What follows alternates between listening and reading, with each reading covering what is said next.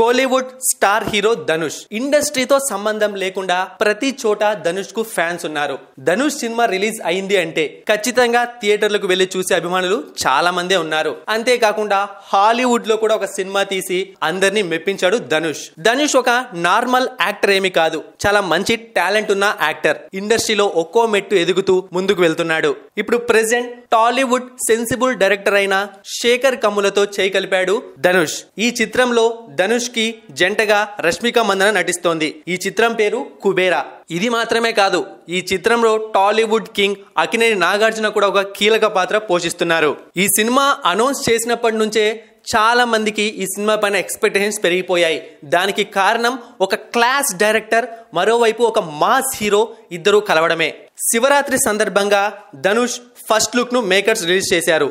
ఇందులో ధనుష్ ఒక బిచ్చగాడిగా కనిపించాడు.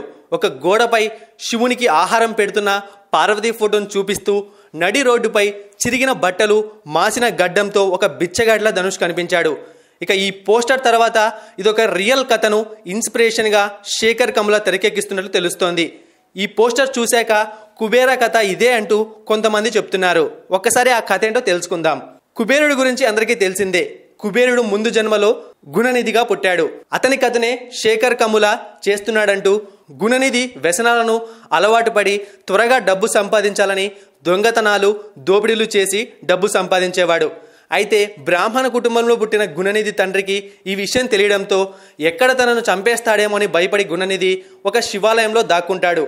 అక్కడ తినడానికి తిండి లేక అలమటిస్తాడు. ఇక గుడిలో జాగారం చేసిన భక్తులకు పుణ్యం దక్కే పని చేశాక కాలు జారి నంది తల తగిలి చనిపోతాడు. ఇక ఆ పుణ్యమే తరువాతి జన్మలో అతన్ని కుబేరుడిగా పుట్టించినట్లు సూత మహర్షి తెలిపాడు. ఇక ఇదే కథను ఇప్పటి కాలానికి అనుగుణంగా శేఖర్ కమ్ముల చూపించనున్నాడని చెప్తున్నారు. ధనుష్ ఒక మాఫియా డాన్గా డబ్బు కోసం ఎన్నో తప్పులు చేస్తాడట. అతని కోసం వెతికే ఈడీ ఆఫీసర్గా నాగార్జున కనిపించనున్నాడట. ఇలా తనను చంపడానికి వెతికే పోలీసుల నుంచి తప్పించుకోవడానికి ధనుష్ ఒక ఊరికి వచ్చి ఒక బిచ్చగాడిలా మారుతాడని, ఆ తర్వాత అతనికి శాప విమోచనం ఎలా అయ్యింది, ధనుష్ ఎలా మారిపోయాడు, మళ్ళీ కుబేరుడుగా ఎలా అయ్యాడు అనేదే కుబేర కథ అని చెప్తున్నారు. వినడానికి ఇదంతా కొత్త కథలానే అనిపిస్తుంది. మరి శేఖర్ కమ్ముల ఇలాంటి సినిమాను ఎలా హ్యాండిల్ చేస్తాడో చూడాలి.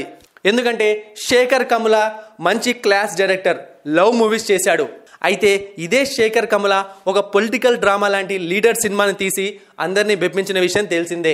మరి ధనుష్తో తీయబోయే ఈ కుబేర సినిమా ఎలా ఉంటుందో కామెంట్ సెక్షన్లో మీ అభిప్రాయాన్ని తెలియజేయండి.